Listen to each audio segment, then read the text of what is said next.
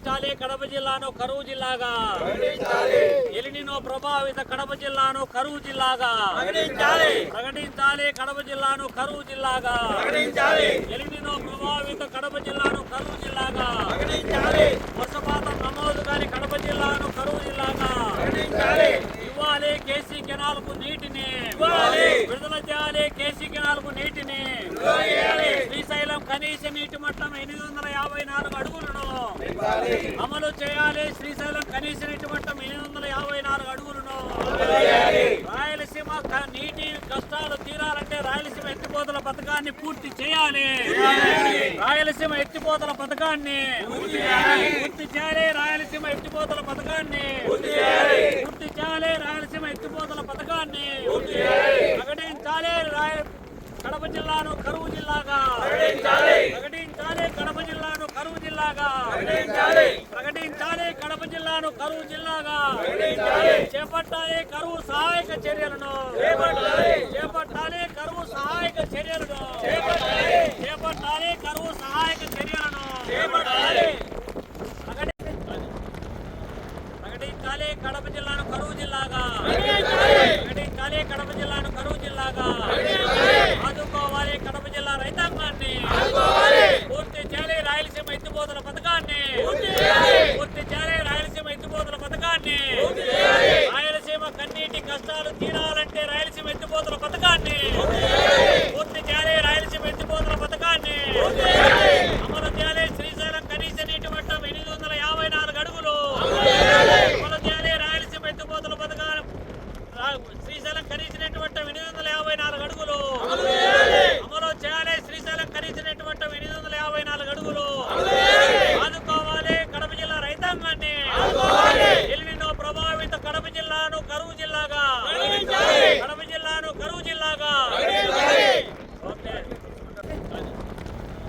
ప్రకటించాలి. కడప జిల్లాను కరువు జిల్లాగా ప్రకటించాలి. కడప జిల్లాను కరువు జిల్లాగా ఆదుకోవాలి. కడప జిల్లా రైతాంగాన్ని పూర్తి చేయాలి. రాయలసీమ ఎత్తిపోతల పథకాన్ని పూర్తి చేయాలి. రాయలసీమ ఎత్తిపోతల పథకాన్ని రాయలసీమ కన్నీటి కష్టాలు తీరాలంటే రాయలసీమ ఎత్తిపోతల పథకాన్ని పూర్తి చేయాలి. రాయలసీమ ఎత్తిపోతల పథకాన్ని అమలు చేయాలి. శ్రీశైలం కనీస నీటి మట్టం 854 అడుగులు అమలు చేయాలి. రాయలసీమ ఎత్తిపోతల పథకాన్ని శ్రీశైలం కనీస నీటి మట్టం 854 అడుగులు అమలు చేయాలి. శ్రీశైలం కనీస నీటి మట్టం 854 అడుగులు ఆదుకోవాలి. కడప జిల్లా రైతాంగాన్ని ఎలినినో ప్రభావిత కడప జిల్లాను కరువు జిల్లాగా కడప జిల్లాను కరువు జిల్లాగా ఎలినినో ప్రభావిత కడప జిల్లాను కరువు జిల్లాగా ప్రకటించాలని భారత కమ్యూనిస్ట్ పార్టీ సిపిఐ ఆంధ్రప్రదేశ్ రైతు సంఘం ఆధ్వర్యంలో జిల్లా వ్యాప్తంగా ఈరోజు బీడు భూములను ఎండిపోయిన కాలువలను పరిశీలన చేసేటువంటి కార్యక్రమంలో భాగంగా ఈరోజు పాలంపల్లె రాచినాయపల్లె పొలాలను పరిశీలన చేయడం జరుగుతూ ఉంది. ఈ సందర్భంగా ఎలినినో ప్రభావితం వల్ల ఖరీఫ్ సీజన్లో సాధారణ సాగు విస్తీర్ణం 4 లక్షల నుంచి 5 లక్షల ఎకరాల సాగు చేయాల్సి ఉండగా కనీసం 50,000 ఎకరాలు కూడా సాగుకు నోచుకున్నటువంటి పరిస్థితి కడప జిల్లాలో కొనసాగుతూ ఉంది. కేసీ కెనాల్ చివరి ఆయకట్టు కడప జిల్లాలో 92,000 ఎకరాల ఆయకట్టు ఉంది. కానీ ఎక్కడే కానీ 1 ఎకరా ఆయకట్టు సాగులో ఉన్నటువంటి దాఖలాలు లేవు. మెట్ట ప్రాంతాలు అయినటువంటి అనేక ప్రాంతాలలో ఇవాళ జమ్మలమడుగు, పులివెందుల, కమలాపురము, ప్రొద్దుటూరు ఈ ప్రాంతాలలో కూడా ఎక్కడే కానీ ఒక్క విత్తనం వేసినటువంటి దాఖలాలు లేవు.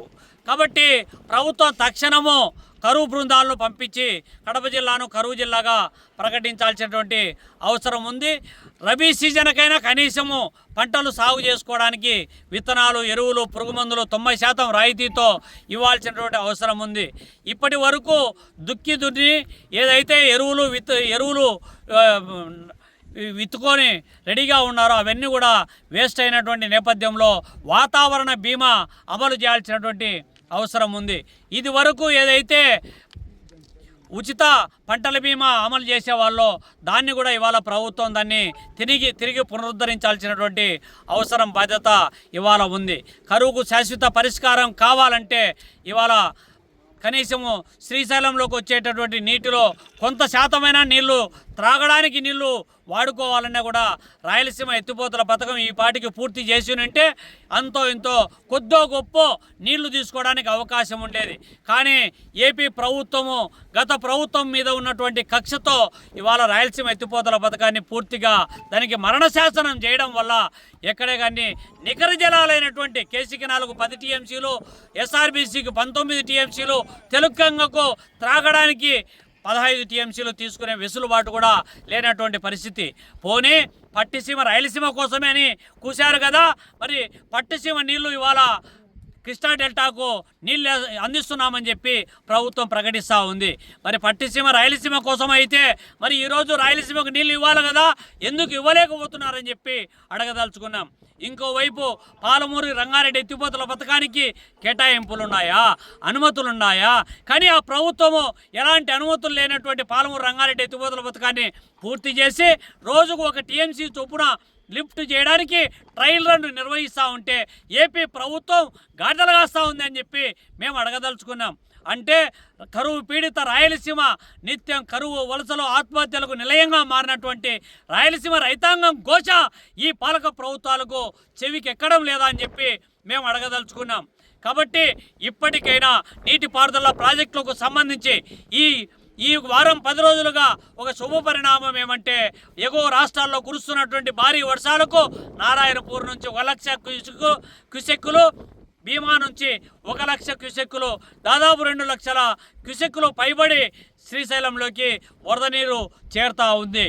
వచ్చిన నీళ్లను వచ్చినట్టు కుడి ఎడమలో విద్యుత్ ప్రాజెక్టు ఉత్పత్తి పేరుతో నాగార్జున సాగర్కి గేట్లు ఎత్తేసి కిందికి పంపిస్తే రాయలసీమ నోట్లో మట్టి కొట్టడం తప్ప ఇంకొకటి కాదు. కాబట్టి బహుళార్థక ప్రాజెక్టు అయినటువంటి శ్రీశైలంను 854 అడుగులు వచ్చే వరకు పోతిరెడ్డిపాడు హెడ్ రెగ్యులేటర్ నుంచి నీళ్లు తీసుకునేంత వరకు ఈ యొక్క కనీస నీటి మట్టం 854 అడుగులు అమలు చేయాల్సినటువంటి అవసరం, బాధ్యత పాలక ప్రభుత్వాలపైన ఉంది. ఎనిమిదినో ప్రభావిత కడప జిల్లాలో ఈ విధమైనటువంటి భూగర్భ జలాలు గణనీయంగా పడిపోతూ ఉన్నాయి. ఎక్కడ చూసినా ఇసుక మాఫియా ఆగకుండా ఇసుకను తోడేస్తూ ఉంది. పైనుంచి నీళ్లు వదులుతున్నారు, కిందేమో ఇసుకను ఎత్తేస్తున్నారు. దాని ప్రభావం భూగర్భ జలాలు రోజు రోజుకు అడుగంటిపోతూ ఉన్నటువంటి నేపథ్యంలో మట్టి మాఫియాను, ఇసుక మాఫియాను అరికట్టాల్సినటువంటి బాధ్యత పాలక ప్రభుత్వం పైన ఉంది.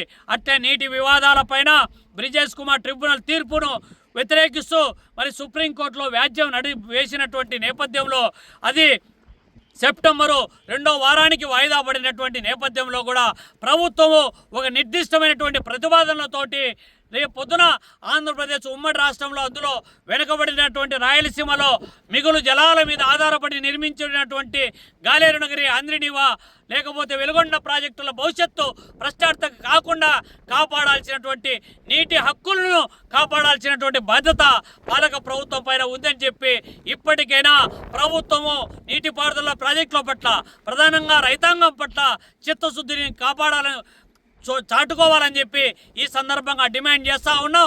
కడప జిల్లాను కరువు జిల్లాగా ప్రకటించకపోతే ఉద్యమ కార్యాచరణ మేము ప్రకటించాల్సి వస్తుందని చెప్పి హెచ్చరిస్తా ఉన్నాం.